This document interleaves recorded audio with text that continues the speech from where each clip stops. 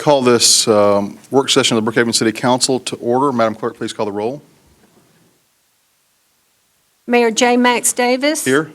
Councilmember Rebecca Chase Williams, District 1. Present. Councilmember John Park, District 2. Here. You got it. Councilmember Bates Madison, District. Here. Councilmember Bates Madison, District 3. Joe, you're down here. Down there. Councilmember Joe Gebbia, District 4. Here. Okay, and Councilmember Madison hasn't arrived yet. But we have a quorum. All right. Opening remarks. I don't think I have any. Upcoming agenda items. Average front yard setback discussion. Yes, Ms. Cannon has that information to present. All right. I believe in our last meeting, there was concern over, in evaluating average front yard setback, that we include owner-occupied homes. So you have before you a last-minute change. It's up on the dais with you. It's dated 11/18. It's a hard copy. And if you look to page 2 in the handout, you will see that we have added language under paragraph 1, identifying owner-occupied as a party to be contacted and to sign off on consideration of approval for an average front yard setback change.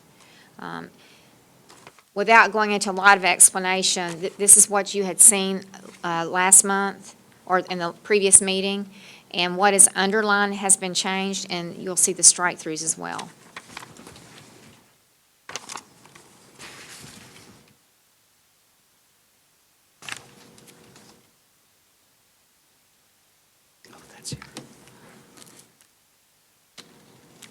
Okay, what, besides the situation where you have the permission of the adjacent homeowners up to 2 out on either side, what other changes are in this discussion item?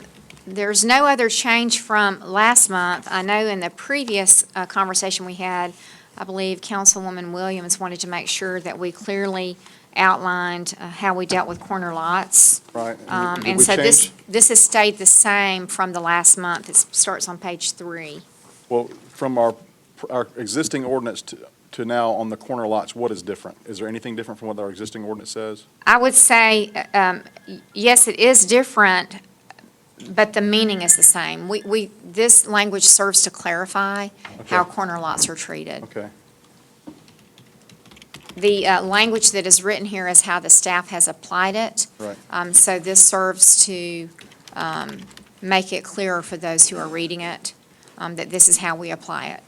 Now, when we first started discussing average setbacks, we had done a survey, I believe, a while back, from different areas in the city to determine how the importance of setback averaging to some areas and as opposed to other areas, all over the city. What do you still have the results of that survey? I do have that. We actually did a citizen feedback survey. Right. We did capture that as well as looking at surrounding jurisdictions. Right. So, yes, sir, we do have that information. And some of the information was, leave it the way it is, don't change it. Mm-hmm. Others were, maybe we should look at it. But it was mixed. And we do Right. have copies of that we can provide you. Because what I'd like to, I like these changes, but I know there's probably some areas in the city that, that they want it to stay the same. And we had talked another time about having character areas where it does stay the same, or we just make a little bit of a clarification maybe on the corner lot section. And there are other areas this change goes in full force. There's no equal. I did discuss that with our attorney, and he was going to address that with you. Okay. I'm sorry. I was just asking Susan about the possibility of having character areas where setback averaging applied in the traditional sense that we have in our ordinance, and in other areas the newer ordinance would apply. I know that you would think that would be an equal protection issue, but if you have different character areas where you designate areas to have different zoning and different characters, can you not have the same thing apply to setback averaging? My opinion is it needs to be uniform throughout throughout the city. A one-size-fits-all. One size fits all, and trying to, say, well, such and such neighborhood can elect to do so, and such neighborhood says it doesn't want it, but if the such and such neighborhood changes its mind, what do you do? Then whoever's in there who's affected by it will then argue, well, these city residents don't have to do it. Have that right, and we do not. Okay. It's either all or nothing. That's right. Mayor, one thing, if I may, in discussing this with both Ben Song and with Tom Curry, we talked about at the end of the day, if the goal is to have some type of uniformity and being concerned about structures being closer to the road or further apart from the road or whatever, at the end of the day, as these properties are developed and these tear downs occur and the properties redevelop, if the city's really after some type of uniformity, then we would then submit that perhaps the minimum of the district should control. So one avenue is to go with that and just look at the minimum of the district for the future controlling of. What are the Of the different character. links for minimum, is it for the R50, R75, R100? Is that, right, but that's what controls, the minimum of the district is Right. controlled by the R50, R75? Right, the R100? zoning district would Yeah, control, and those are established in the ordinance Right. already. It's, if I may add, it's the zoning district in addition to the road classification in which Okay. the property fronts on. Okay. All right. For instance, a major thoroughfare, let's say a property off of Ashford Dunwoody, just as an example, may require 35. But within that same area, if it's off of a local road, then it will be, in comparison, from 45 feet to maybe 35 feet. All right. So there is a difference on road, based on road classification. So it's road classification and zoning district. But Ben, generally, the distance, R100 is 35 feet, Yeah, that's kind of what I wanted to. R75 is, I thought I knew most of these. Let me just, let me quickly bring that up. In your computer mind, I know you have it all right there. Actually, Susan, while Ben's looking that up, I just want to make sure, sometimes I just don't understand the language of these articles. So in the main average front yard setback, it basically says, when a single-family residentially zoned lot is situated between two adjacent single-family residences facing the same street, the average front yard setback shall be the required setback. Did we remove the thing about it had to be in the same zoning district? Yes. Yes, So it's we- no matter what it We're, is? yeah, we're saying no matter what the zoning is, that you should consider what's on either side of you. Okay. But what if We you're- remove that altogether. That's a pretty big change. But it's recognizing, whether you're R100 or R85 on either side of you, is recognizing that there's a house there, Okay. I mean, that is. regardless of the zoning. That is a significant change. Well, if you took the two and had are the setbacks as far as for the zoning districts the same in 75 and 85 or 100? No, that's the issue. I mean, the setback would be 35 feet for like R100, and if you have a house two doors down that's R50, that setback might be 20 feet or more or less. And so what you're saying is that the setback designations don't apply at all. It's setback averaging everywhere. For the most part. Right. But these are only in, this is in all existing residential homes, right? This is not in like a brand-new, not that we have that much bare land, new subdivisions. Yeah, so the coming, way it right? works currently per our zoning ordinance, there are specific criteria that have to be met. One, fronting on the same street, same zoning district, 60% of the street developed. Those are the criterias in which it has to be met in order for the average setback to be applied. So it has been simplified, I think that's the best way to say it, in which the zoning does not come into play in terms of when to determine the average setback. It all comes down to the fact if there are existing homes adjacent of the subject property, then we would have to apply, in the case of it being owner occupied, obviously. But those two properties adjacent of the subject property would be factored into determining what the average setback would be. Right.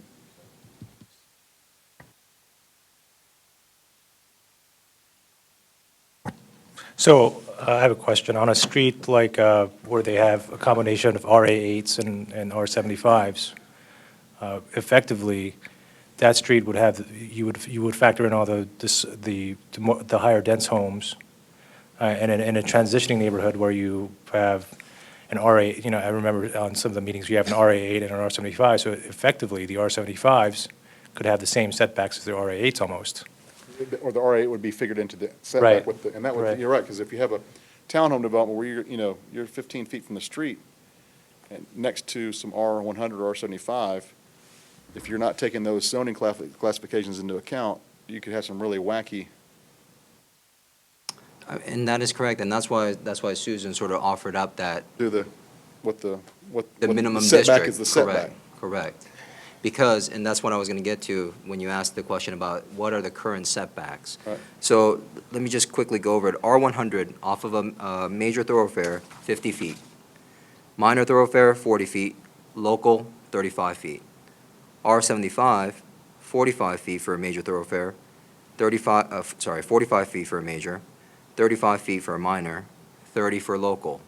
R50, RA8, RA5, what you'll find is the front yard setback is 5 feet. Right, so John's example is you get an R8, RA50, or RA5 next to an R100, you got 50 foot on one and 5 feet on the other.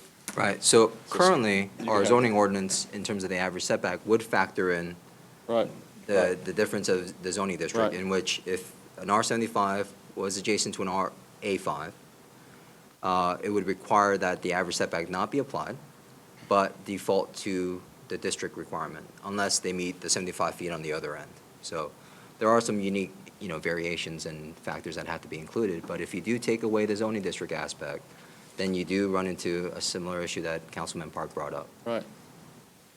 So how would you, I'm sorry, how would you apply then what we're looking at here on the proposed changes to where you've got such differential between the two zoning districts? I mean, the simple answer would be, let's just say for simple calculation, if you have an R75 on a local street, which requires, generally speaking, 30 feet. Let's say on one side, we're looking at a house that's set back 45 feet. Let's say on the other side, it's an R50 zoning with a 5-foot setback. So if we were to take that into consideration, you're looking at an average setback of 25 feet, So which goes beyond the. which would be 75. less than the district minimum.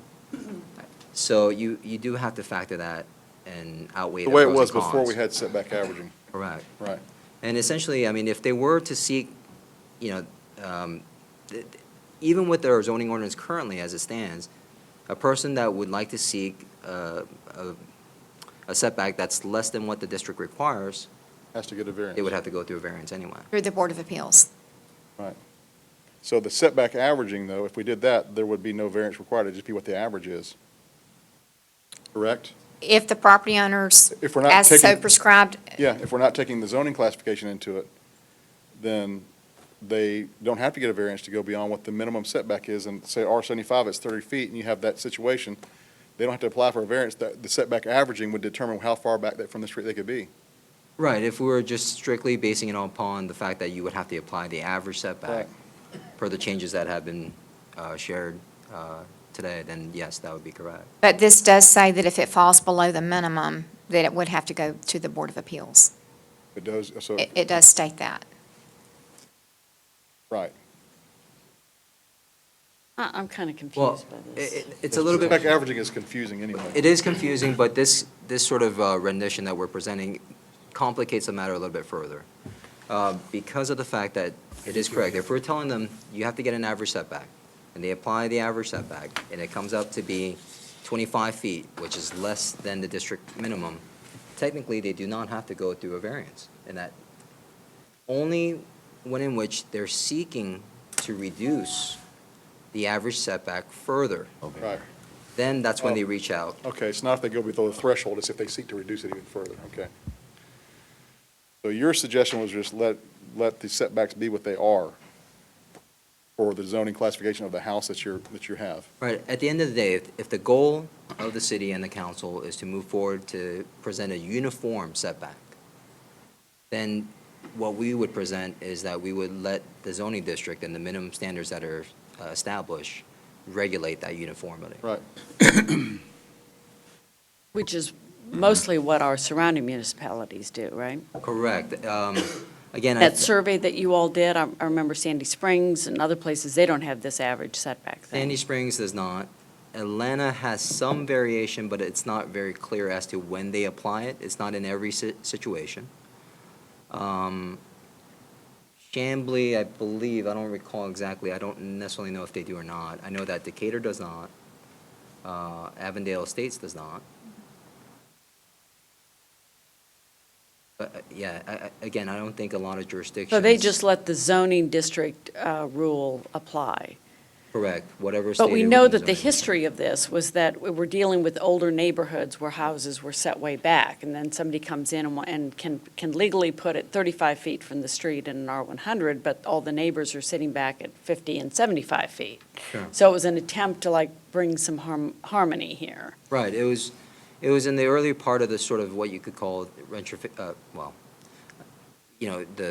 renovations and the rebuilds that, that were taking place within the neighborhood, where you see a lot more of what you would call the McMansions. But it's just somewhat out of character with obviously the older housing development that's been in existence in the area, which for the most part on the southern end of Peachtree Road were comprised of maybe 1,600 square foot ranch homes. Obviously with the market and what the market requests or what the market demand is for larger homes, that was sort of DeKalb County's answer to combat Right. that scenario. But eventually, seeing the sort of the development patterns that we see now in Brookhaven, you could reach that same end goal of uniform setbacks by following just the established setbacks of the zoning district.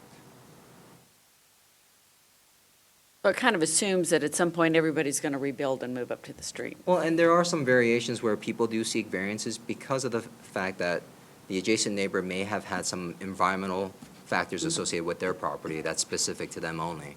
And that if they had a stream buffer in the front yard, or a stream existing in the front yard, obviously, they weren't able to build within a certain proximity of the stream. And they had no other choice but to set the home farther back on the property.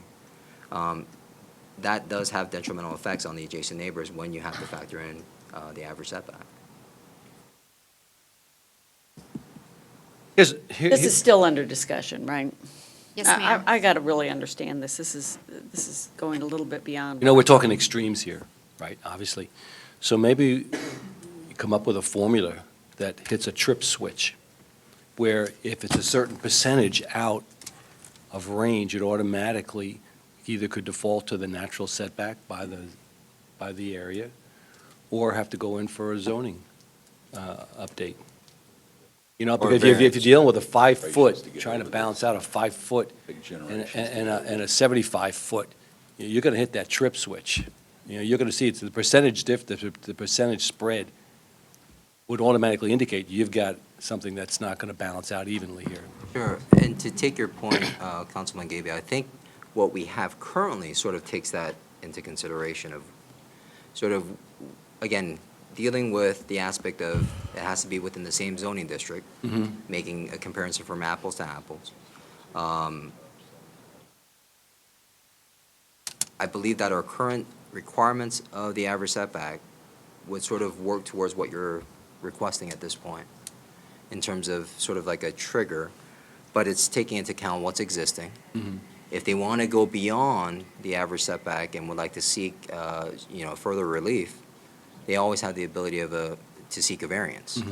So with that, to your point, I think our current zoning ordinance and the requirements for the average setback actually does a good job of what you just explained there. In terms of, it does get complicated now once we take out the zoning district aspect. Because again, there's multiple variations, not just related to zoning, but within that zoning district, there's also road classification that comes into play. Road classification? Yes, Yeah, if you're on a major highway versus a. so major, minor versus local, So, if you don't mind, Regarding setbacks? yes. and this is a work session item, I know we're spending a lot of time on it, it's a very important issue, but so we're back to leave it the way it is? make a change Yes. for clarification, and then we can come back to you with another proposal, but I know this is very important to you in the community, so it's worth, spending more time, and I know we can't keep talking about this tonight, but we can give you a copy, again, of all the feedback that we received from the community as well as the surrounding jurisdiction. I think it's probably best for us to email that to you so you can see everything, and then we can come back with another proposal. I think that it's also important, though, that we consider, not just what's happened in the past, but also the future. And one of the things that I see in my neighborhood in infill housing is you'll get assemblages, and then they'll rezone to, an RA5 or an RA8, and that would very substantially change your setback regulations for an area. I would contend as an inner city, rezonings will continue. I mean, there are neighborhoods that are very much inclined to want to preserve their zoning classification. And then you've got other areas where maybe that's not the interest of the neighborhood. I think one of the difficult things as we sit here and talk about it is it's difficult to visualize it. You want to see it on a map, and you want to see what the zoning classifications are. I know we've got a map with every parcel laid out in its zoning code. But I think it's difficult to sort of say up here today, what's the solution? But it's also difficult for the general public to digest this information unless they've got all the facts and understand the real, the issues that we're faced with. So you can ask people in the general, look, what's your take on this? But until they really understand all the information we're digesting, it's difficult for them to make an informed decision on that. I do think it's something we still need to consider. I don't know what the direction is to tell you today. Can I just make a Yes, couple of please. comments regarding that? And I know that you all have been talking about this for quite some time, and I think there's some other matters that are occurring or about to occur that we need to keep in mind as we all move forward to get the consensus of the council as to how you feel about this. But one, remember, we're getting ready to recodify our zoning ordinance. The comment that the mayor said regarding character areas, could it be applied to certain character areas? I think that goes hand in hand in some regards to what Bates was just referring to, as in his district, we've got assemblages of properties. So some of the character is starting to change on certain streets because of the ability to buy some of these homes. I think it's important that we get the input from the public, and Susan has said that, she's going to share all the feedback that she's gotten thus far, but and I'm going to jump a little bit ahead, and we'll talk more when we get to that item, but on December the 2nd, we're going to have a Builders and Developers Summit. So I think it's going to be important that we get that feedback. We're going to be spending all morning long from 9 until 12:30. We'll be talking about a whole host of things. This certainly will be on the agenda because we need to get the feedback from the builders as well.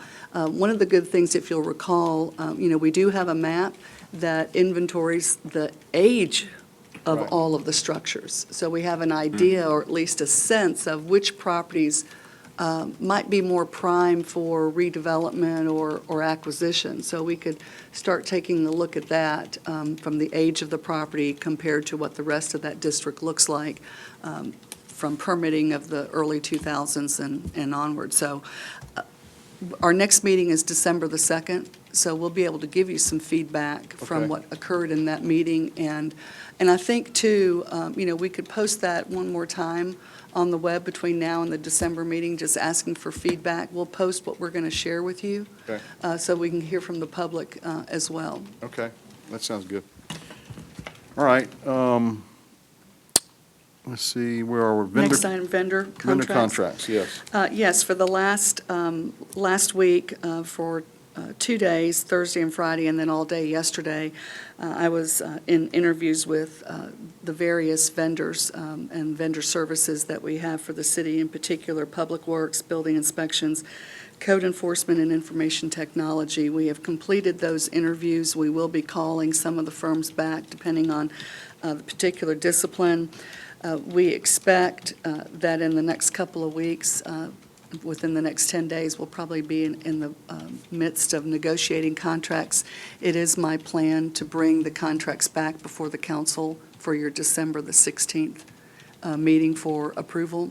I have talked with the city attorney, so he knows that those contracts are going to be forthcoming, and he and I will be working on those together.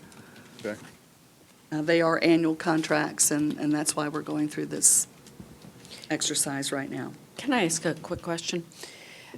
One of the things that you did such a good job on the last go-round on the contracts was really getting some clarity on exactly what we're paying for, breaking down the cost from our vendors. I mean, we know that we pay the salaries and we pay the burden of the benefits, et cetera, but there's also a built-in profit margin. Right. And I know you were trying to get some real clarity as to how much that is and even standardize it. Is that correct? Yes. So where are we on that? What are we looking at in terms of, say, the profit margin of our vendors? Well, Is it broken out that cleanly, or is it? it's more general right now, and when I get into negotiations, I'll be able to break that down further.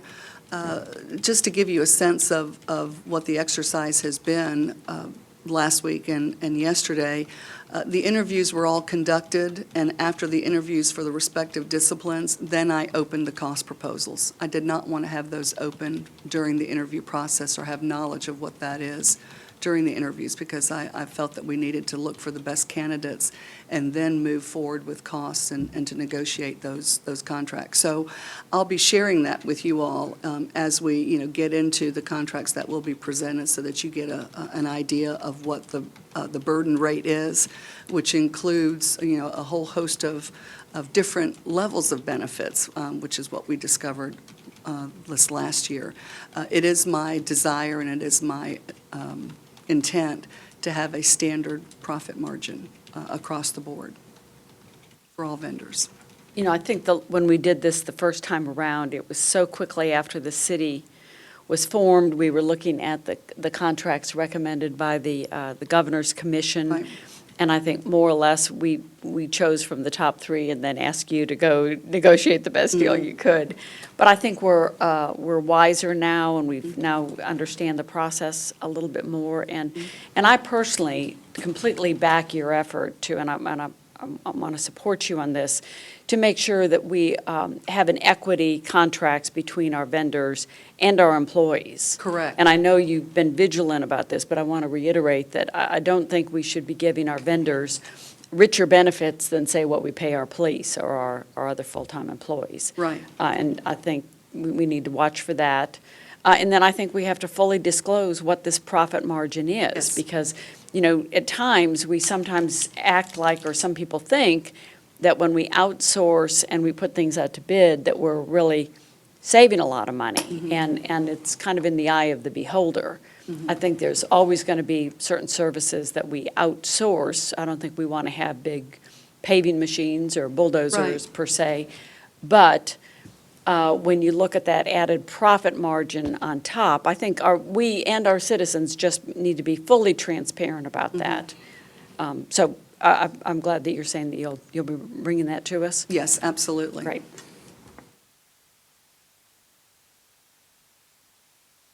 Next. Anybody else have any comments about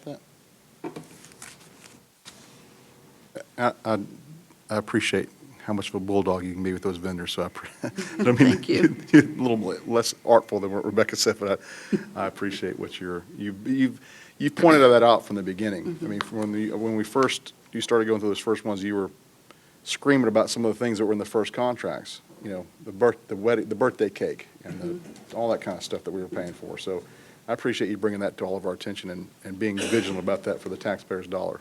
Thank you. I just want to make a comment, when you say things like being a bulldog, well, yeah, Murray is obviously an effective negotiator, but it's not to the point where we're beating down No, these it's vendors not, to the yeah. point where it's inequitable, obviously, to Well, them, maybe too, so- maybe she is. I don't know. I mean, I see her walk into the conference room with the club sometimes. Yeah, so. well, they wouldn't be here if she really was. And I'm hoping that's not the case. But obviously, there were things that were going on previously that were just not palatable, and unbeknownst to us for probably our naivete at the time. But we've come a long way, as Rebecca has pointed out. And I, too, want to voice, if it makes sense for us to be looking at an employee versus a contractor from an economic standpoint, I think we have to look at that. Right. I mean, even if it increases our employee base, if it's long-term, especially when it comes to people in positions where we need to have continuity in that position, especially leadership role. Well, we've already addressed that, but as we grow as a city, more people are falling into that category that may be coming from a vendor source. So it's going to be a constant update. It is. On that. And when you do your review for us, I would like your synopsis of where we are, maybe where we should go if we're not there yet. I do plan on doing that, and December the 16th, is an important date for all of us, because within the request for proposals and the qualifications, we're looking at a transition period so that we're all up and running in January with the contracts. But also, December 16th is important because that will be your second public hearing on the budget. And so I want to be able to reflect what those real costs are in the budget. And so you'll be able to further understand within each department how many, when we talk about salaries and we talk about professional services, what does that really mean? How many are employees versus how many are contractors? And I do intend to have a meeting with you all, with our HR director, to talk about positions such as what you were referring to, Mr. Gebbia, where it makes more sense to have an employee versus a contractor, especially where there is a long-term, consistent need, to the mission, if you will, that the position is critical to the overall deliverables of the city. All right. Other agenda items? I don't have any for the right. work session. Regular meeting agenda review. Okay, if you'll turn to the regular meeting agenda, we do have a long consent agenda, 7 items, particularly made up of meeting minutes. We do have a resolution to support our service delivery strategy. This goes back to many, many years ago, House Bill 489 calling out for service delivery, where the county and the cities located in each county identify services. And the origin of this was that there was concern between municipal governments over tax equity for county taxes that were being imposed on municipal citizens. And I'll give you a good example, such as public safety was one, and sometimes even public works, depending on which county and the cities they were. But the idea of the counties charging property taxes and what is included in those property taxes, and is there a duplication of services, and what was found and why the House Bill 489 was created was because indeed counties were charging for services that cities were performing. And so the law requires that there be an identification and enumeration of who is providing which service and how is that covered, not only governed, but how is that covered in costs. So there has been a lot of work that has been performed on this. There's been an identification of all of those services.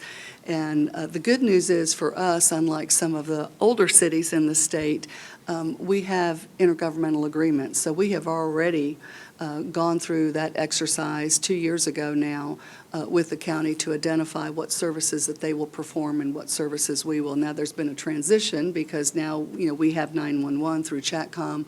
County's not providing that service any longer. We have our own public safety department. County's not providing that service anymore. We have stormwater utility. They're no longer providing that. So there has been a change to that. Now, all of the cities in the county are going through this same exercise. And that will be filed, with the state to show that we are in accord with House Bill 489. The last entity to sign off on what will be a resolution showing all the mayor's signatures and the CEO of the county will be the county. The county waits for all the other cities to move forward on this, and that's why we're moving forward on it now. We have a comprehensive plan that we're also going to be addressing, and so it's important that, many times a comp plan will trigger an SDS, but this is what's before you, and that's why it's on the consent agenda. The county has, through the county manager's office, Zach Williams, he and I have talked about it. We've both agreed that the services listed are indeed what belongs to the county and what belongs to the city. All right. You also have consideration and approval of terms for the Construction Board of Appeals. You were going to stagger Yes. those terms. Number 6 is a resolution approving and adopting the 2015 calendar and holiday schedule. Item number 7 is the approval of recording of the official city election for Council District 2. Any questions on any of those items? I'd just like to take that number 7 off and put it on the regular agenda so we can all vote no. Oh, my goodness. Just kidding. But I wouldn't, No, that, I mean, I wouldn't mind taking it off so we can highlight it. Right, I and- think it'd be a good and idea. Have a, What do you think, John? Would you like to have it? We would like to affirm your vote rather than putting it on a consent agenda. Careful, John, this is your first official act here. All right. On this, on the construction board, there's 4 members. Do they vote for, Excuse me? Where there's a 5th that hasn't been filled yet. Right. okay, I see, okay. It doesn't state that there's a 5th. Well, the- Where's that 5th coming from? Does it? There it is, I'm sorry. I need some help with that, so if y'all can, if you got any more names? I think, Rebecca, you had, I have one more to Right. give you. Mhm. Haven't been able to reach him. or John, do you have one? For the Construction Board of Appeals. I don't know that anyone that would volunteer the time. Check around your Oh, district. we haven't had one so far. Do we know how often they'd meet? Are we getting? It's many- not often. It's really, it would be the appeal of the building official's interpretation of the code. So it's generally the board, if you want to explain, so maybe, so for. Right. it's- The Construction Board of Appeals is just that, for construction matters pursuant to any of our construction codes. The building official has the ultimate call on the interpretation of the building code. If there is an aggrieved builder, or whoever the permittee is, that they would have an opportunity to be heard, very similar to the ZBA, except this is for construction code. So what we look for are people that reflect the industry, builders, engineers, contractors, real estate attorneys are good to be on that board. People that, they are a decision-making board, so it's very important that we have people that have a knowledge base. They don't meet often. Of the 4 names here, is there any representative from District 2? I don't have the final list in front of me. Do you have it? I don't have it with me. Mayor, do you know? I know which ones that are not. Okay, I know Brad's not. Which ones do you know aren't? Have you had an appointment? Right, I'm just wondering, was anybody appointed from District 2? Because I really think before. Sarah Kennedy, I don't know, she volunteered, and I'm not sure which one. And my point is, before I think any council member chooses a second, an ample opportunity should be given to John to make sure we get somebody from District 2 in here. I think that's really important. I'll find someone. Okay. You've got some good opportunities, you've got some good candidates in your district, John. I had a quick question about the holiday schedule. What exactly is the city floating holiday? We've had that since the beginning, and usually employees will take that on their birthday or on some special occasion, so it's they get just to an extra choose. day. Correct. Okay.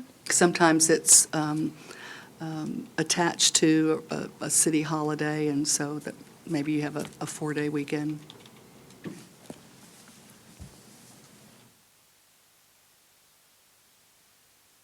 that something new, or is that? No, we've okay. had that from the beginning. Okay. Announcements, that'll be for the meeting, if we have any. Reports and presentations, commendations. Okay, we'll have, yes, commendations. I don't have a name for you. Billing update, water. Yes, someone from the county will be here from the Water Department Okay. to give us an update on where they are with curing some of the problems some of the citizens have had on their water bills. We also have, the next two items are related. We've heard from property owners in the adjacent areas to the annexation cases that you're going to hear later this evening in public hearing.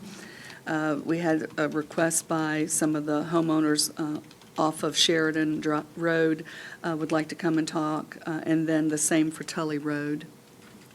Don't know who is coming, if they are coming, but it was extended to them. Right, if and they we would met like with to. some of the homeowners last week and asked them if they would like to come Yes, speak, and they indicated they would, but we don't know if they're coming or not, but there's certainly a spot for them if they want to. correct. Talk. And they may speak during the public hearing. Right, okay.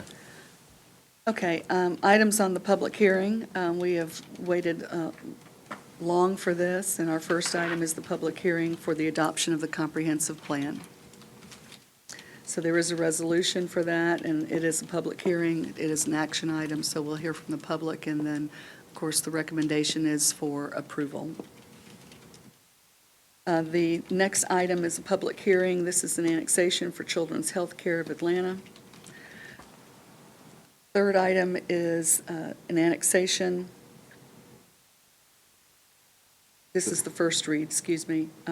Now, for first read, No actions required. correct, Just a public hearing, no action required. correct. There's no vote on these tonight. But we will have a full public hearing. Right. Yes, you on- will. For anybody who wants to speak Correct. for or against. And- Yes. And will we hear presentations from the applicant? Yes, right. You'll hear a presentation from Ben Song, along with the recommendation from the Planning Commission, and then the applicants. Their attorneys will be present. I think one's already here, and will be presenting before you all on behalf And of this their is just clients. on the annexation, not on the zoning? Yeah. Correct. That is correct. Yeah. Thursday, we have our special called public hearing and council meeting, and that is for the second reading, and then you will address the zoning, the rezoning of the properties. You can't rezone property that's not in the city. Right. So it has to follow that process. So procedurally, what is the process if we wanted to slow down the annexation and postpone the annexation for, say, 30 days? What would be the process? And we could do a first read here today, and then the second Well, read and rezoning? You could have a do at number of later date? options.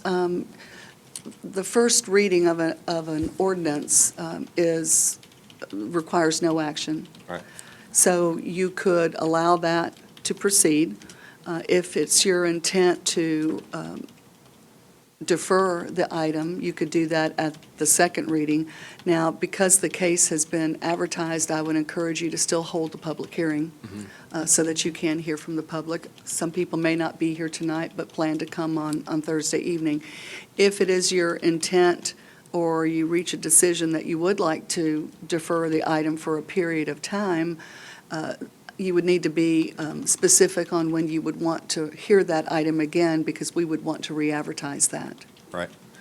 Under the statute, you have 60 days Right. in order to act.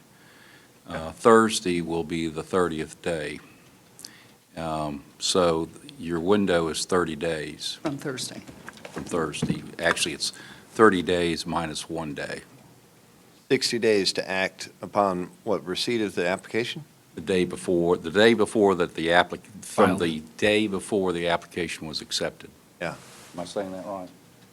And that's a zoning procedures act time requirement? So It's the you, That's under annexation.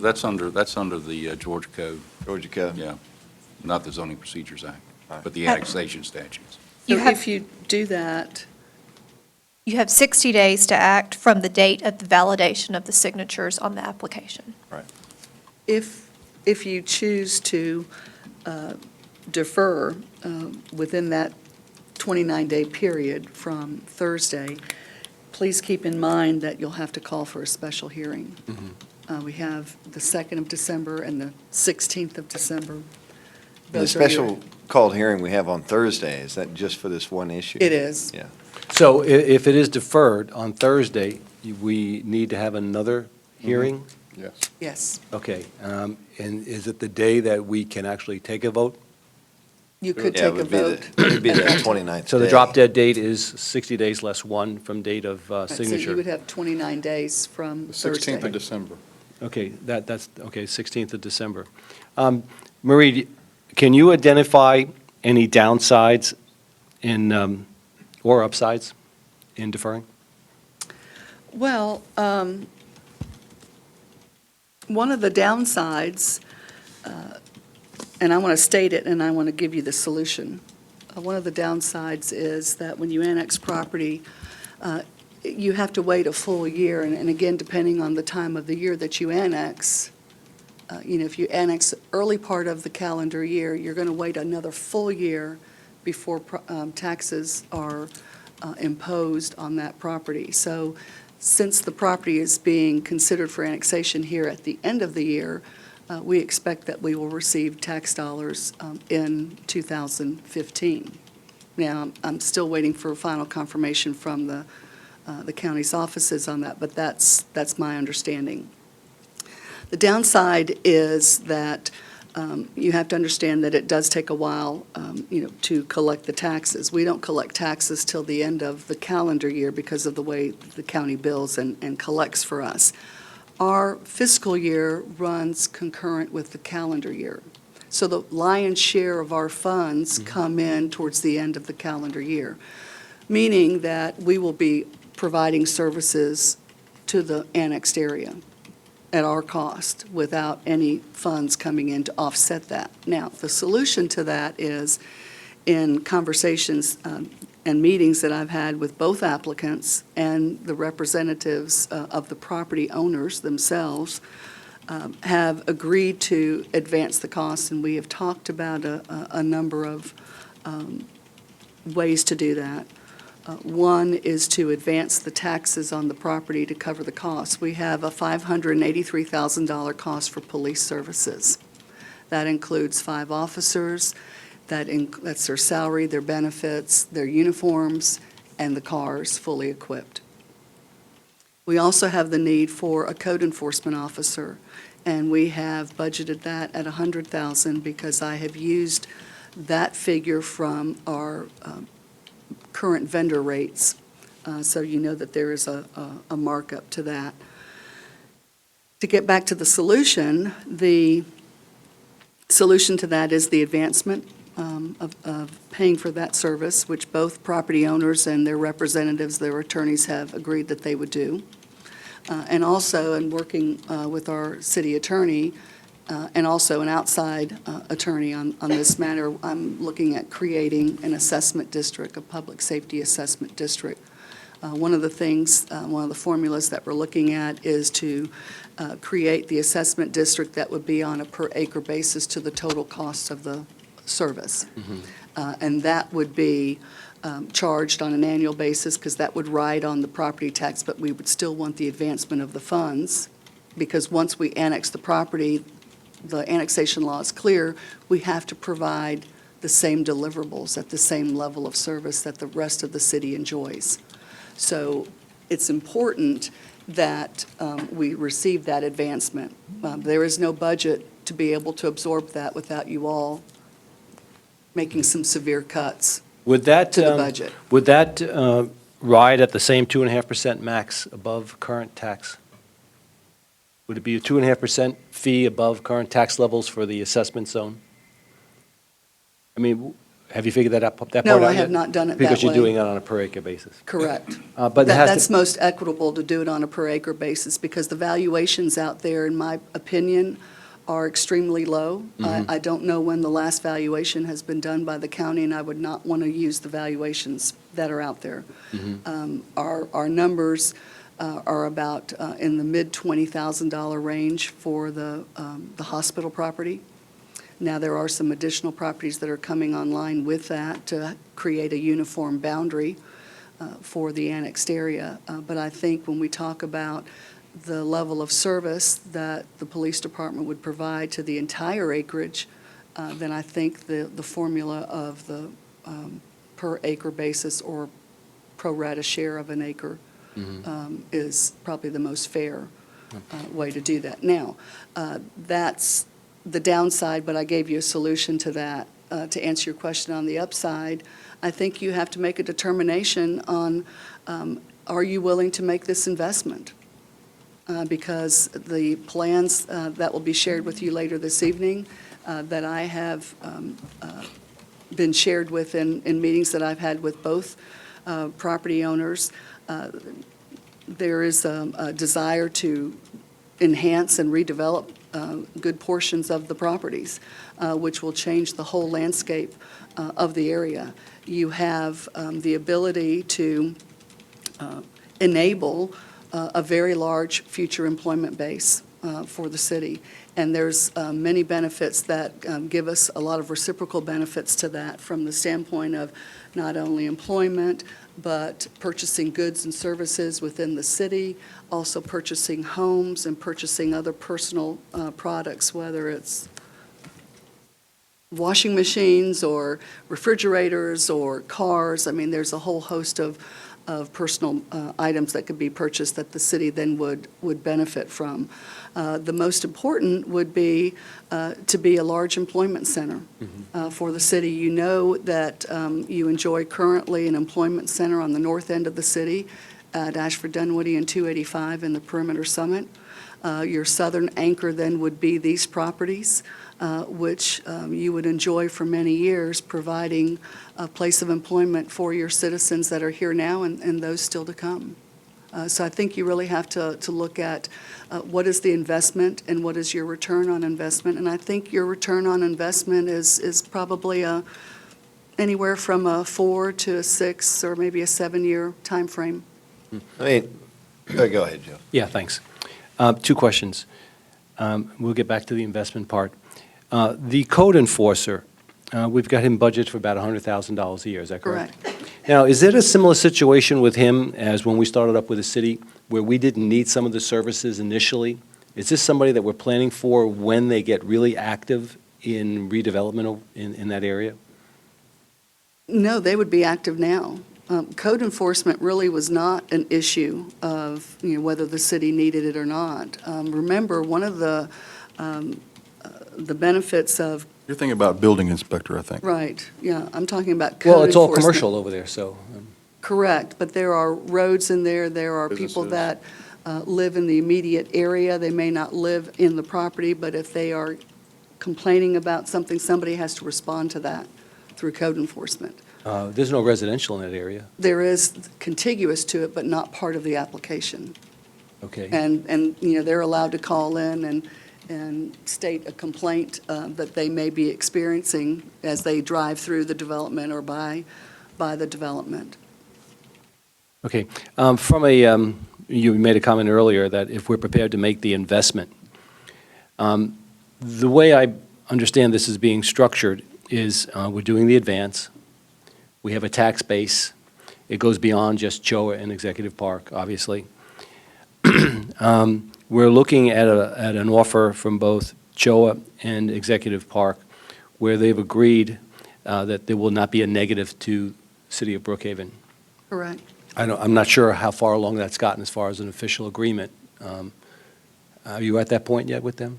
Nothing that is signed, but there's been a verbal commitment that they would pay, and what we're trying to do is craft the language Right. on how we create the formula to do that. Because remember, while both applicants, the major property owners, are willing to advance the money, there has to be a point over time where the city does absorb that, and we look at all properties contributing to that. There is and that's why I'm looking at the assessment district, because that's very defined. It's public safety, including the code enforcement officer, because, there is safety involved in that as well, not law enforcement, but safety of area and buildings. But we look at the assessment as laying on top of the property taxes, because there are other requirements that the city will have to perform. And, we've got a stormwater utility program, we have roads and maintenance, we have right-of-way maintenance, we have sidewalk installation and maintenance or replacement. So the tax dollars that are collected and assigned to the properties will be used to offset that cost.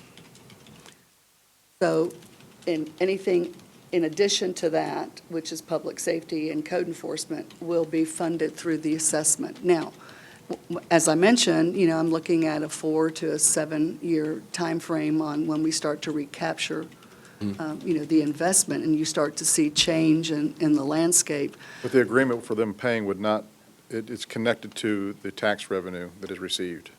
Not necessarily. No. Mm-mm. No, that's why we would want to establish an assessment district, because the taxes on the hospital property, according to my calculations, is $26,000 a Right. year. Right, You would have to go out gotcha. 10 years or more just to be able to capture the cost of the first year of services. Right, So the you assessment want to district takes continue care to of that. collect those taxes to offset the other public Right. works. So the agreement to do the forwarding on the taxes, I think is about a 20-year advance? Mhm. Okay, that basically hits your objective of 583 plus the 100,000, is that correct? Okay, so we'll get back to the issue of the investment that we're prepared to make as a city. So we've got that covered. And now you're looking at potentially doing an assessment area at a prorated per acre parceled out. Is that collected monthly? No, that would be annually. Okay, so that would be recouped at what time during calendar year 2015? It would be in the fall, Okay, right now. okay. But from the get-go, we've got the cost basically covered for year 2015, is that correct? Absolutely, yes. Okay. Full cost coverage. And then on top of that is the offer from both CHOA and Executive Park to make us whole in the case of a deficit. Correct. So we get back to what investment the city is prepared to make. Is there an investment we're making? Yes, we are. We're taking that foundation of tax collection, which I see as $132,000 from the Executive Park side and the CHOA side, and offsetting that for cost of road maintenance, right-of-way maintenance, sidewalks, any kind of lighting that we're doing. I think he's talking about the risk rather than. Right. He's not talking about. I'm looking at the risk factor to the city of What- Brookhaven. I don't see a risk That's factor what- there. What investment risk is there is what he's saying. I mean, I got what you're saying about the 132 would be for the other things. Right. But the investment risk, if you have those mechanisms in place, to the Brookhaven taxpayer, there's no risk Correct. because of the, I mean. Now, I guess so the important question at this point then becomes, are you comfortable that we have anticipated what could be contributors to the potential cost factor? This is a huge project, and some of the events that are going to take place, will be taking place in redevelopment, are going to potentially have some very, very high costs associated with them. And I just want to make sure, and I want to hear from you, and I want to hear from our attorney, that we are doing what we need to be doing to protect ourselves, and that we have in place everything that we need to have in place, that Brookhaven is not at risk. Well, what we have is what we know right now, the built landscape. That's what we know of what we have. If, and looking at the current built environment, the land use that is there, we can serve that with the advancement of the cost of public safety and code enforcement. The other services we can absorb through the tax collection out there that both sides of North Druid Hills will pay. But I think what Joe's talking about is the building permits and those things. When the development comes, the cost of servicing those permits and those developments are borne by the fees that they pay for. Correct, and that's what I was going to get to, but it's more than that. That's why I'm saying you have to look at what's built right now, Right. what's there, and what is to come. First of all, building permit fees that would be collected pay for the cost of the service rendered. We don't make money on building permits. That's against the law. The state took care of that about 15 years ago. So there is a law that requires it only can be for the cost of service rendered. What the investment is, the return of the investment is the change to the landscape, to the change to the property values and the improvements that are on those properties. Right now, you have a lot of one-story buildings. If the plan comes forward, as CHOA has stated, that they're going to build a world-class, their headquarters medical campus that will be known throughout the country and the world, we're going to be looking at a whole different campus than what you see out there now. The other thing that's important, too, is in looking at the property, the tax valuations that are out there, I think even with the current built environment, they are very low. And I think it requires another look by the tax assessor, and I think that's something I plan to do, is to do that. Now, we've got the executive park side. Their intent is to make some changes as well. Now, for you all, and where's your safety net? When those changes occur, that site plan has to come back before the Planning Commission and before this body. There is where you will craft and create and impose certain conditions. If it trips a development of regional impact, ARC and GRETA and other state agencies are going to be reviewing those plans, and they will also impose recommendations and conditions. They don't have the power to impose those, only you do, and what is customary and what I would plan that we would do is that we would capture those conditions and make them part of the body of the planning analysis and the conditions. You're talking about the Any other- infrastructure improvements that the GRETA or ARC might recommend? Correct. or- It could be including road improvements, Right. sidewalk connectivity. Those would be the responsibility of the person seeking the development. Correct, not the not city. to the local Right. government. Well, what's your opinion on the status of the DRI already completed, 2008, 2009 for Executive Park? Well, those conditions have been incorporated into the analysis. Right, do you think they're already. still, they're still adequate today in 2014? They are for the plan that was approved, and for the plan that was approved hasn't developed yet. Well, the issue, I think, is not really the conditions on the subject property, but Right. the conditions outside of their property that were part of the agreement of the DRI that applied to the I-85 interchange and some of those things. Would those DRI conditions apply to the subject property if imported over to the Yes, city of Brookhaven? yes, they're incorporated in your planning analysis now, all of so- the conditions. Right, but with that comes a responsibility to pay for those infrastructure improvements. And that's I don't not want the borne- city of Brookhaven to all of a Correct, sudden find. That's that's just not not- borne by the city. Yeah, that's been. That's all triggered when development occurs, So, and that's required of the developer to right, bear that cost. the point that I was making when I first brought this up about the delaying of time is that I see very little downside other than uncertainty for the property owners, which I acknowledge and I ask them to understand that really for the public's consideration on this, we've only had a matter of weeks. And we've got some big issues here on this when you talk about DRI and infrastructure improvements and stormwater, whether it's impact fees or things like that, to consider and to let the public digest and also let, these conversations, which we may have tonight in public hearing from the residences who are around there, understanding their concerns about, look, if we entitle properties right next to their residential area, what is their ability to have a say in that?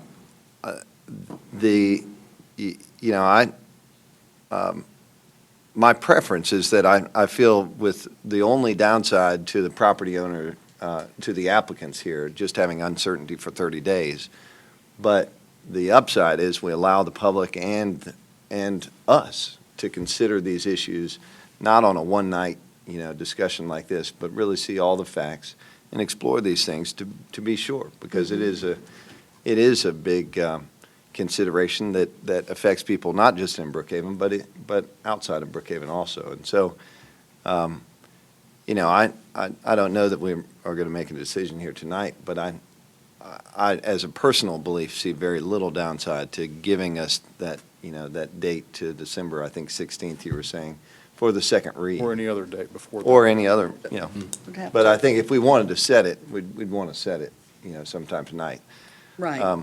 And, you know, I do think it gives, you know, it gives the reality and the appearance to the public that we're being thoughtful and considerate on this. And, you know, there is a, you know, there is an undercurrent that this seems to be a rushed process, and that's not what this is intended to be. Well, it's the statutory process. Right, It's right, not a- exactly. So, but having special called meetings certainly looks like we're, you know, accommodating, you know, trying to rush this through, when that's not the intent at all. I think it's the 30 days after the application. is when I'm this- looking at December the 17th as your last date. You have a hearing on the 16th. But this, Yeah. the hearing for tonight and for Thursday, that's 30 days after the application was received, is that correct? Thursday is 30 days after we Qualified. accepted. Right. Right. Yeah, I mean, and, you know, there are, I think the residential people next to these areas, their considerations are really not in our direct purview as a city of Brookhaven. But as we consider this issue, you know, their concerns are valid. They, you know, and they affect the people on the larger level that sort of, that give us our powers, our state legislature, which has interests that are, both our county and our state legislature, which has interest in municipalizing DeKalb County and Right. and Well, making sure that that's done in an And appropriate way. that's why the DRI conditions are critical to be incorporated into the overall Right. analysis. Those were because negotiated by those neighbors. that's the Right. whole purpose of looking beyond corporate limits. Right. It's looking, you know, it's developments of regional impacts. So what are the regional impacts that this particular project will have? Right. Outside of the boundaries of the subject area? And- Yeah, and then I think that also, you know, if we're talking about the residential people, you know, if there is interest, you know, we need to know that and hear that from them. Hopefully, the applicants can be helpful in those negotiations. I think they've had some discussions, and I'm glad that the mayor's had some discussions with them. But then we might have some economies of scale on our costs with police and code enforcement if we're, you know, just adding the residential area, but it's right there and contiguous to the annexation area, so it might make more sense to do it that way. Well, I would want to run that analysis for Right. you. I would just caution you, no matter what the value of the homes are, we have found that residential property taxes do not pay for the full Right. load of Sure. services. So, but we could take a look at that. Now, I'd like to also mention, while you're considering this, and when you will consider this later this evening, if there is a desire to include those residents that may have an interest in riding along with this application, that's going to be difficult. Yeah, no, I That would think it have to would. be a separate This application application. is being judged on the merits of this Correct. application alone. And I think that those people, you know, would have to chart their own course. Yes. And submit their own application. Yes. That's- Yeah, because You know, I the front- noticed in the paper today that the residential area in this area was not only in the newly released Lakes, La Vista Hills map, it was also in the City of Atlanta annexation map. And so, and there's probably a third one we don't know about. You so- talking about La Vista Park? No, I'm talking, the area that wanted to go into the City of Atlanta was in the paper today. This was in it as going into the City of Atlanta. So, It's a nice area. yeah. I mean, Executive Park and Showa going in the City of Atlanta, and the La Vista Park area, and the area south of it. Yeah, are you finished? Yes, I am. Okay, may I say something? Sure. Okay. As far as the deferral goes, there is an issue that the county may very well object, which it has the right to do within 30 days of receiving the application, which again would be Thursday. They're meeting tonight. I understand this is on the agenda. Right. In the event, and what are they doing? They met, They did not move forward on it. They did not move forward? Mhm. It Motion failed. It Okay, failed. but I would like to hear the continuation of that, because. in Well, case they bring what it I'm up again- saying is that as I have disclosed to all of you, I've had a relationship with the Lakeside Group for the last 2 years, Right. as far as assisting them, as far as their cityhood and everything else. And the question of whether or not I have a conflict of interest with respect to what we're doing has arisen. And as I've explained it to the Lakeside Group, is that our engagement was to review the application to determine the sufficiency of it and whether or not it was in a condition to be accepted at that point in time. However, if we get to a point where decisions have to be made which could be, where my legal advice would put me in a position where I felt that there was a conflict, then I would recuse myself from that. And so I just wanted to make that open. Sure. And I'm also open to recusal at this point in time if you all feel that that's the appropriate thing to do. The other being is a we're talking about working these agreements as far as the deferral goes, or recommendation. I recommend a deferral just for the fact so that we can finalize what these agreements are going to look like and what the form will be. May I ask, you were saying, you were on a point that you are off now, but about the county possibly objecting No. to it. Say next week the county does object to it, how does that affect? Well, apparently they had the chance to vote on it tonight. No, and but say they do, didn't. I'm just, worst No. case scenario or another scenario, if next week they convene and say, no, we're going to object, how does? Well, what- Thursday's the last day They that have 30 days, which expires on Thursday. Thursday. And Okay. today was their meeting. Okay, Yeah. all right, I was thinking you were saying they have 30 days to object if we accept the application. No. Okay, No. all right, it's No. before, all right, Date of No. filing. gotcha, all right. All right, so, but, Tom, can we get back to the issue on potential conflict of interest? yes, So if you recuse yourself, who would stand in? we would have to engage another lawyer to do so. And would that be at the city expense or your expense? Our expense. Our expense? I mean, we're on a per-hour basis on Gotcha. this project anyway, I think so, Maria would pick the. so you would avoid my cost. Right, and okay, pick so up it's a the co- trade-off. And pick up the cost of the other lawyer. I just wanted clarity on Yeah. that. Mhm. Thank you. So, I mean, really, that's really whatever your pleasure is, or, I think the work that you've done on reviewing the sufficiency of the application is conflict-free. Mhm. I think you're right. If, from this point forward, on that issue, it doesn't mean you have to leave the meeting or anything. It just means the work on that issue would have to probably be done by somebody else. Well, we're not being challenged on this by Lakeside, so I don't I see, know, but it's I just- don't see a conflict personally. Well, If it's- you had got into a position where you would have to have defended, then, he knows from a lawyer's perspective. yeah. If he's I mean, representing a client. at this point in time, I've explained it to the Lakeside organizers also, that all we have done up until this time is to advise and review the application as to what the sufficiency of that application. But if any conflict becomes whether or not, either between the city and the applicant, Mhm. okay, or the city and the county, Or the then city- frankly, we should be recused. Right.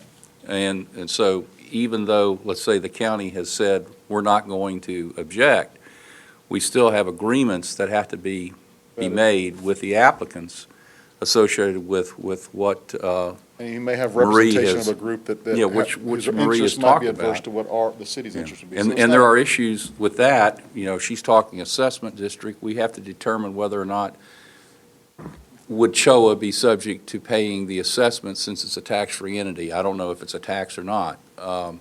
And so those types of issues, and if not, then there's a restructuring that would have to take place associated with that. So I think in all fairness and disclosure to you and the public, I have to bring this out.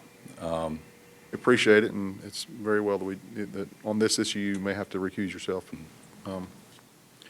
But I think you've sufficiently been insulated enough because of what the work you did is not, wouldn't arise to conflict level because it was a. That's right, because it was nothing more than just Right. advising the city on whether it was a good application or not. All right. So I have a question about the status of this settlement agreement that has been talked about. Where is that in terms of being written out? That's what we're ready to start working on right now. Okay, so we won't have that before us on Thursday night. No, and that's a reason to defer. Well, that's a very good reason to defer it. So, I mean, I would suggest that we need to have that agreement in advance of the meeting, and certainly in time to share it with the public, a good 24 to 48 hours. Well, let's as work backwards. How Week- long do you think it will week. take you to get that agreement? To sit down with, you're sitting down with the lawyers, I'm assuming. Correct. Be Carl Westmoreland and Woody Galloway. No, I'll be sharing with them what the agreement says. They won't craft the agreement. She'll be sitting down with I'll be sitting lawyers that she down- picks up on. Right. Right. Lawyers that we'll be using. Okay, and I would Time? say, I mean, it's not, I don't think that's some 30-page agreement. No, It's it's- probably it's- 5, 6, something like that. if it's that many Right. pages. It's going to be very clear because the fees collected will Mm-hmm. go directly to the cost of the service, and that will be enumerated. I'd say a week, Okay, if that's that fine. long. Well, that's still a comfort level from the drop dead date of the 16th of December, so, okay. All right, I think you need to remember that you have agreement from both property owners that they want to do this. Yes. Right. So I had one other question then about the timing on this. So it sounds to me like we've got some consensus that we want to defer this, the actual, from Thursday to some date still to be chosen? Is that correct? But it has to be No later within than the that. 17th of But no later December. than the 16th. 7th. Yeah, the 16th you have a 16th. hearing, so it could be. I would that say time. just to have a defined date, we'd say December 16th, unless we change it to be earlier. let's just wait till we hear from the applicant before we pick a date on that. Okay. Yeah. Yeah, So so then this I- is something that it's, We just know that that's the drop dead date. We can just go back from there. Yeah. Work in from there. so we don't have to set that meeting night tonight. Can we No. agree that we could take the public meeting for Thursday off? We've already advertised for that. Yeah. That's been advertised, So and we have to. again, you just don't know how many citizens that would like to come and Right. speak can't come Right. tonight, but plan to come Thursday. Okay. One of the downsides too, guys, is, we're getting into that time of year with seasonality and availability. So why don't we discuss to make sure there's consensus individually here on Right. availability dates? Not right now. No, not now. I'm just saying, Right. we can get this Right. either tonight or Thursday. Yeah, we need to move on to the next thing. Let me just ask one other quick question on the timing. We've mentioned briefly that there is a potential petitioner that might want to come forward for annexation to us too, from the La Vista Hills people. If theoretically or hypothetically they came forward, what is the time frame needed to, they would have to wait till after their adjacent property was annexed, if that Correct, went because they're not through. contiguous. Because they're to not it. contiguous. So if that was done, then what is the time frame? Is it a 30-day, 60-day process after that? Well, and I'll let the lawyers correct me if I'm wrong, the second reading will be the second reading for annexation, and then you'll also consider the zoning of the property.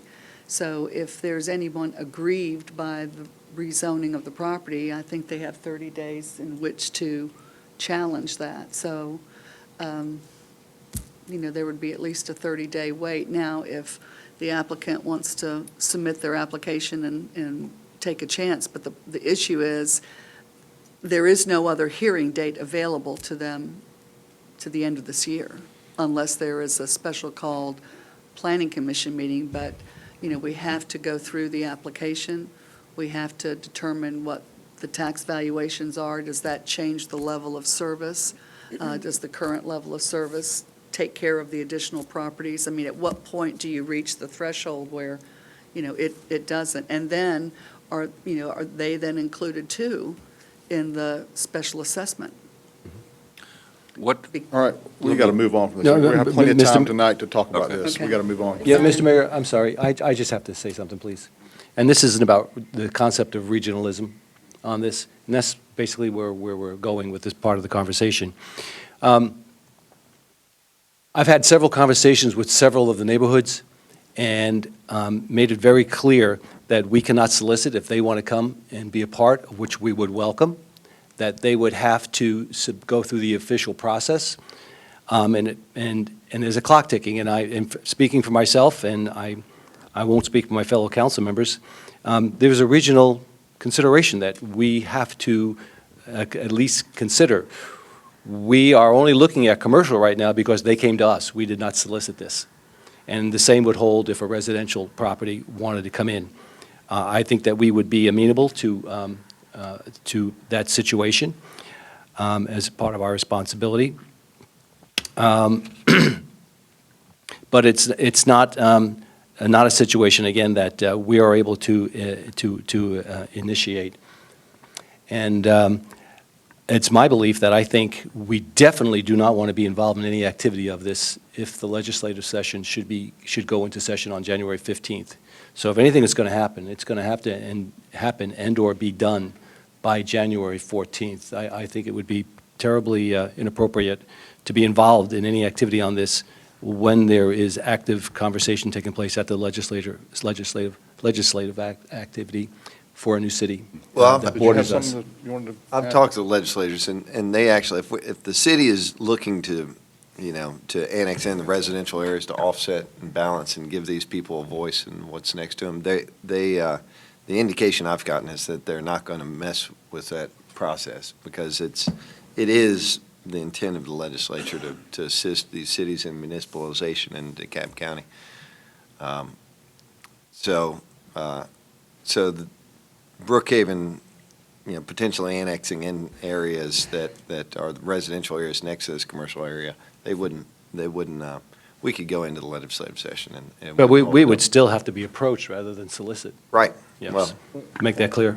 Last point. But hypothetically, assuming that we would be approached, I just wanted to make sure that we weren't closing the window on the opportunity for us to take in nearby residents who desired to come in. No, yeah. So that if we defer another month, does that window of opportunity close for them? But if you're saying that the legislators are, I mean, we've said informally, we don't want to go beyond the beginning of the Right. session, but if they're okay with that, or if there's, I mean, maybe there's another avenue of, I don't know what else could be the possibility, Well, but. and the reality is, those applicants, it's pie in the sky right now, and. Well, it is. Delaying these applicants allows us to have, to factor in those Sure. decisions from those people, but it's, their application is going to most likely go into January in some time, and That's- those conversations about the cityhood movements and potential City of Atlanta annexations, I mean, the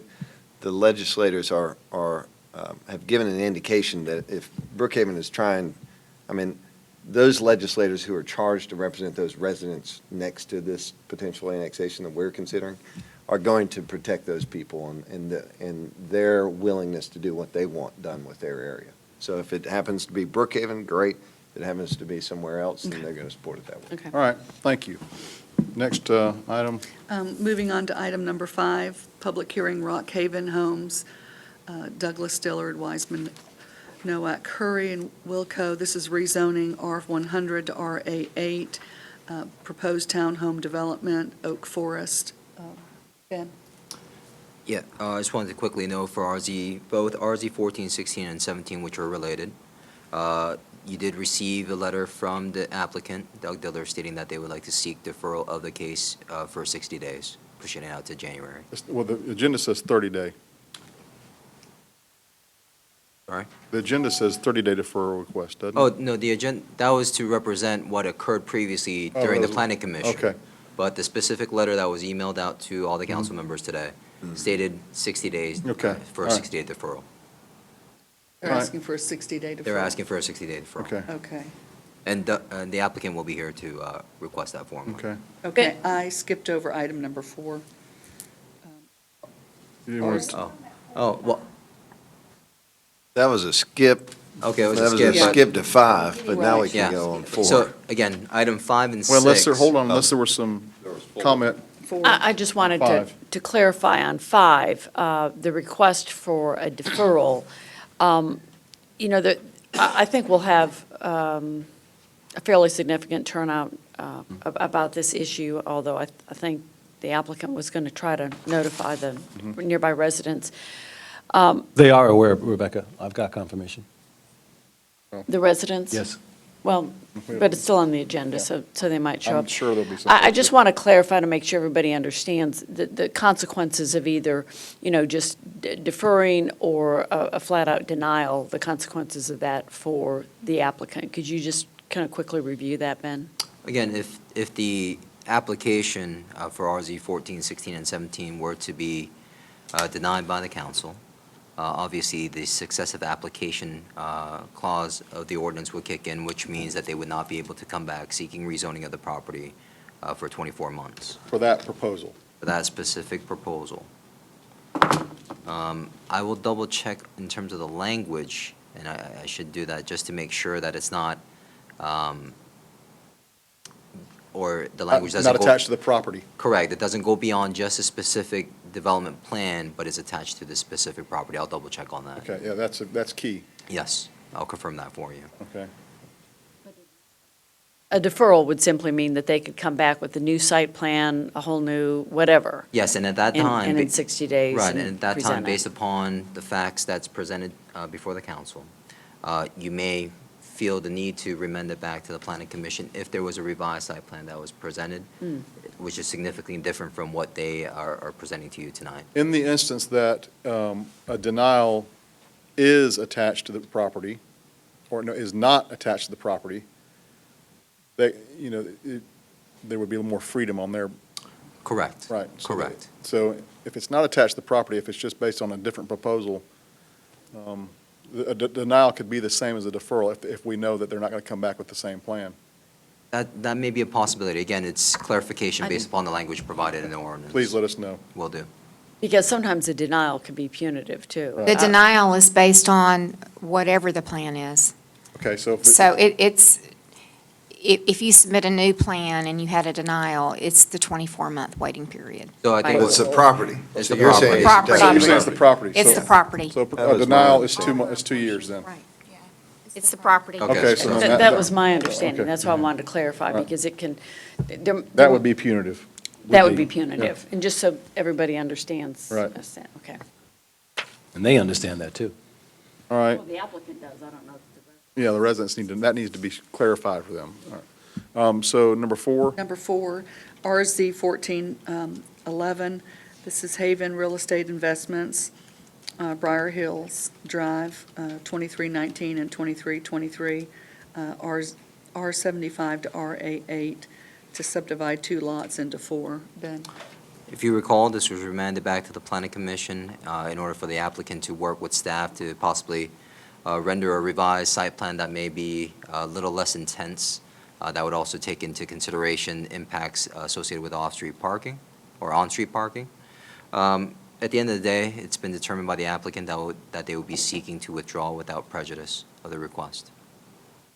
not a deferral, but withdrawal without prejudice. Correct. Okay. Is that in Bates or Joe's district? My district. Space. You have a problem with? No, that's the right move. Okay. All right.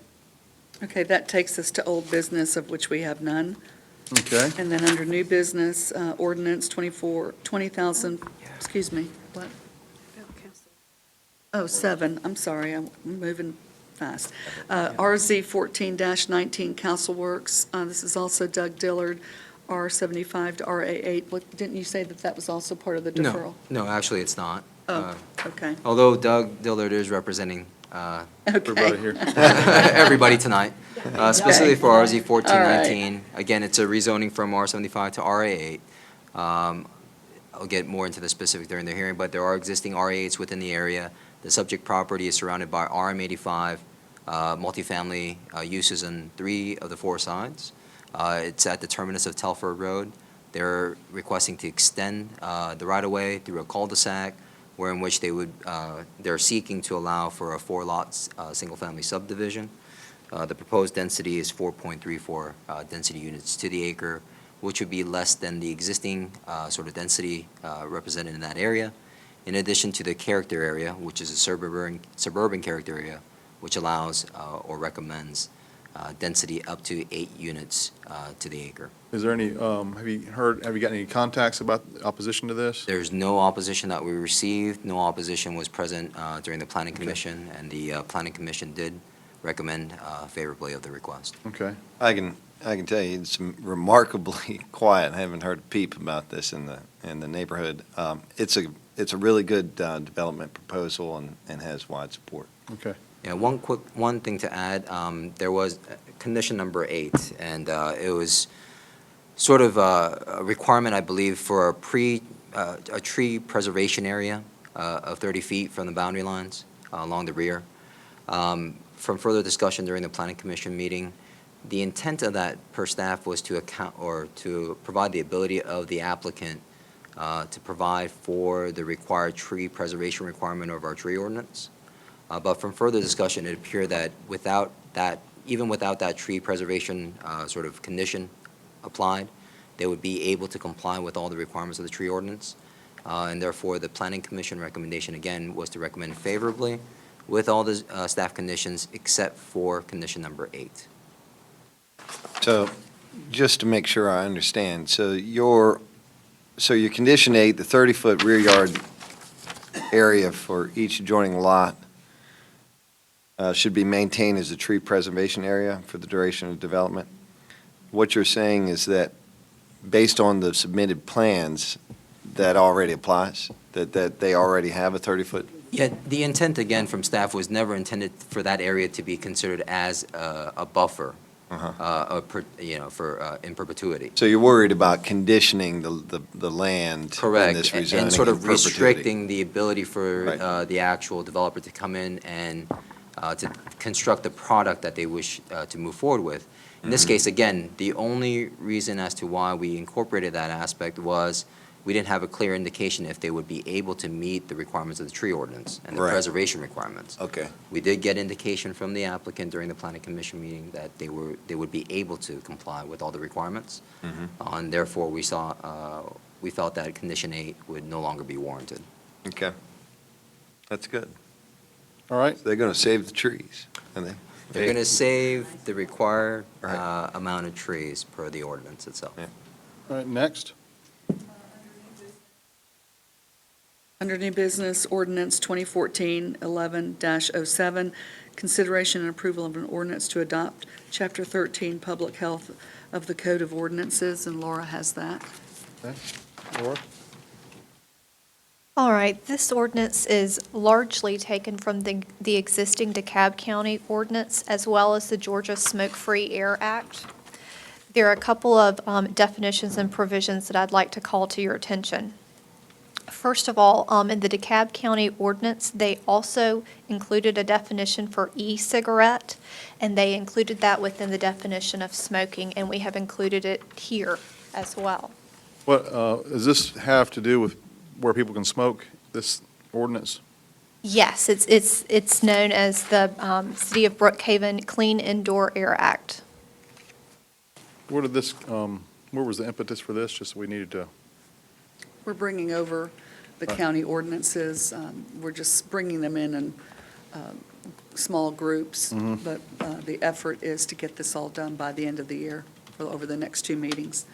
And so this would be in Chapter 13 under Public Health of the Code of the City of Brookhaven. indoor air, is it, I have one question as far as town Brookhaven and the outside seating. Is smoking taking place there now? Oh. No? I don't know. I would imagine yes. Yes. Okay, because this ordinance would not allow smoking in outdoor areas of restaurants Yeah, Citywide? citywide. yeah, I'm not a, I'm not No, a, no, it exempts Pub 71. I'm not a, listen, I'm not a fan of smoking. I don't smoke and never have, but I do get concerned about regulating people's personal behavior on these type of things. And I want to, is this for adoption tonight? It is. I'd want to defer this till we can make sure we're not going overboard. Yeah, I agree. I think it'd be nice to pull this off the agenda. Well, Okay. the point is that this is, similar, this is the DeKalb ordinance to a Right. certain degree, so if these things are going on and we're not enforcing them, the question is, do you want to enforce them or not? If you don't, then you need to Change the ordinance. change the ordinance. I mean, I think it's good to not allow it in parks things like that. But if a person wants to go to a private business and that business wants to allow that, you don't have to patronize that business if you don't like that environment, but, Well, as far as going indoors, that's, that's really an issue. Unless it's a place that serves 75% alcohol, then Right. they can smoke, but it also. after 9 o'clock or something? No, anytime. I thought the ordinance was not, there was a time period that if it's a restaurant/bar, they don't allow smoking indoors until after 9 o'clock. No. Is that how a house does, they have 75% alcohol sales? Is that- That's City of Atlanta. That's the city of Atlanta. I mean, Could I you- imagine they have a clear. How about, could we get a summary of that section on what it allows and doesn't allow? So we just ellipsed out, so we can give us a bullet point of what it does and what it doesn't do? So I what can we'll do that then as- is we'll- Can we get a summary, too, of what's going on around us in the Yeah, neighboring that's right. cities? They are exempt. Yes. Yeah, I'd Do like you to know. want to move this to the December 2nd or December 16th agenda? Yeah, I don't know that we need a summary. This thing's only 5 pages or something. Yeah, a summary, I mean, the effect of this is that. Oh. Hey, I don't mean that we need to have it, I want to know what the legal effects are of in a 5-sentence paragraph. Correct, and I also would like to point out that the city would, there's also the Georgia Smoke-Free Act. Right. that We would also. It can't be in conflict with that, obviously, right? Our ordinance cannot, Correct. No. Right. Can't be less restricted than that. Right. So the move would be to what date? What, I'm December? looking at December the 2nd. Is that enough time, or do you want to wait till the 16th? As long as we get Laura?